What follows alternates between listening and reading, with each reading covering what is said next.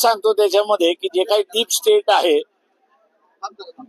त्या डीप स्टेटनी अनेक लोकांना असं सांगितलेलं आहे की RSSने मोदींचा राजीनामा घेतला नाही आणि त्यांनी बीजेपी मधल्या कुठल्याही माणसाला पंतप्रधान करावं, ते जर केलं नाही तर ज्यामुळे मोदी ब्लॅकमेल होतात आहेत त्या संदर्भातल्या काही रील्स या बाहेर येतील असं ते सांगतायत. थँक्यू. त्या रील्स तुमच्याकडे आहेत का? तुमच्यापर्यंत अरे माझ्याकडे असते तर मी सोडल्या नसते का?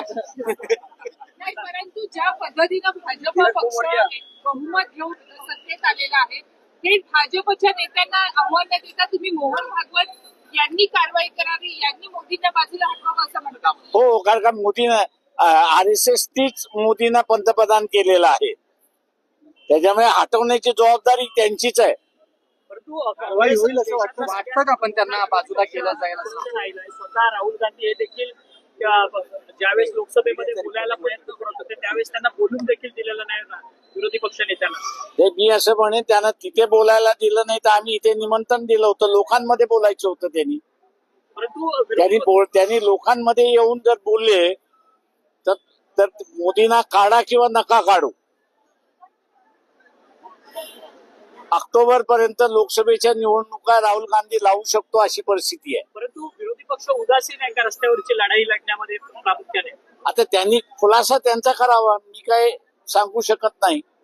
ते का लढत नाहीयेत, का रस्त्यावरती उतरत नाहीयेत, का आवाज उठवत नाहीये, याचा खुलासा उद्धव ठाकरेंनी करावा, राज ठाकरेंनी करावा, त्याच्याच बरोबर कम्युनिस्ट पार्टीज आहेत त्यांनी करावा, काँग्रेसचे राहुल गांधी आहेत, प्रियंका गांधी आहेत, सोनिया गांधी आहेत, खरगे आहेत, यांनी करावा, स्टॅलिन आहेत त्यांनी करावा, TMCच्या ज्या ममता बॅनर्जी आहेत त्यांनी असं करावं.